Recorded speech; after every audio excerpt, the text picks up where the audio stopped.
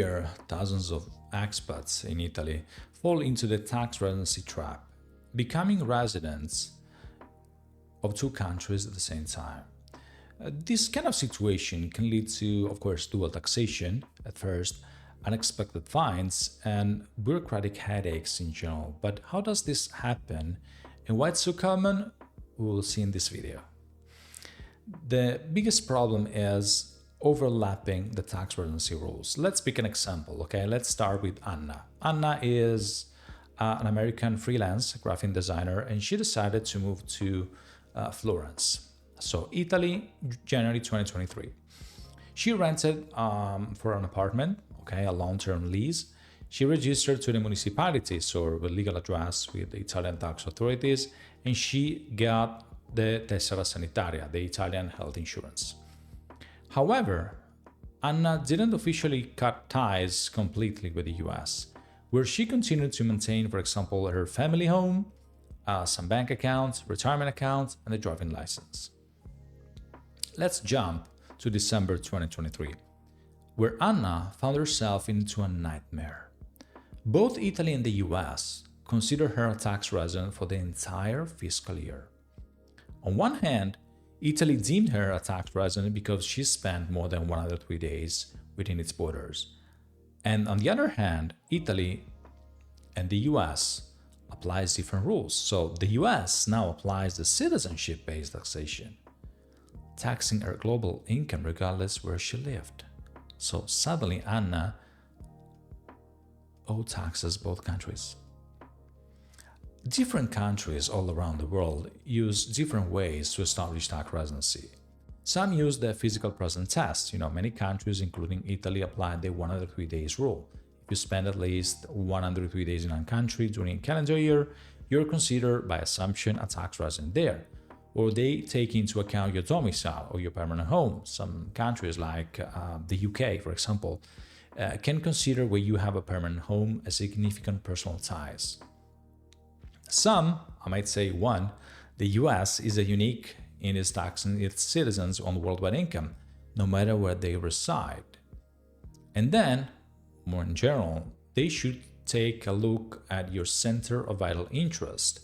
I'm talking about the Article 4 of the Dual Taxation Agreement, to take a look about where your personal economic ties are strongest. Still in 2025, people believe that the dual taxation or the dual residency risks are not existing. But Anna's situation is far from being unique. A lot of expats assume that moving abroad, landing to a new country, automatically exempts them from their home country's fiscal obligations. But this misconception can have severe consequences in terms of dual taxation. So, for example, in this case, Anna owes money to Italy and owes money to the US, with no way for her to use the dual taxation agreement to credit taxes here and there.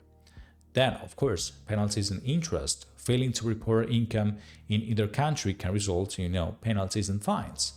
And then, why not? Compliance, fatigue, because you have to pay, of course, twice as much taxes, you have to file twice as much tax return, and why not? You have to deal with twice as much deadlines, forms, and regulations.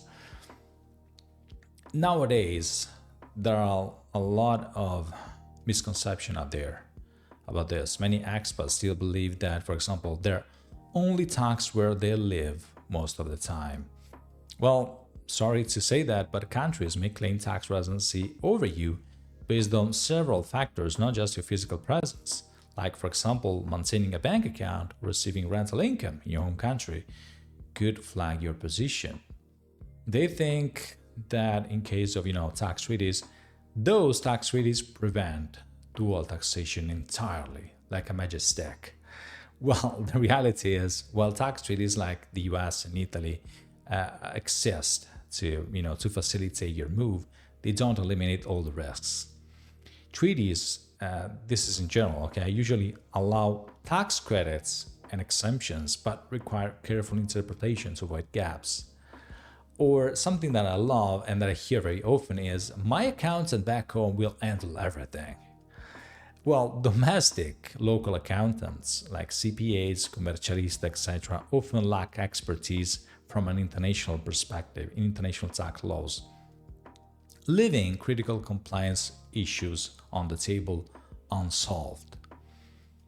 Before moving to Italy, there are some steps you have to take into account. Let's start with understanding residency criteria. Research the tax residency rules on both your home country and the host country before relocating. Take a look and understand and use tax treaties. You have to leverage dual taxation tax treaties to claim relief. Then you have to, of course, if you can, establish clear ties. Minimize connections to your home country by closing, for example, bank accounts, logging off to your home address, and nothing left behind, notifying tax authorities that you're living. And of course, if you can, if your budget allows, hire an international tax expert. They can provide real good advice and handle complex filings. Awareness is the key before moving. Navigating tax residency rules require a lot of experience, proactive approach, especially for expats living between countries like Italy and the US, for example.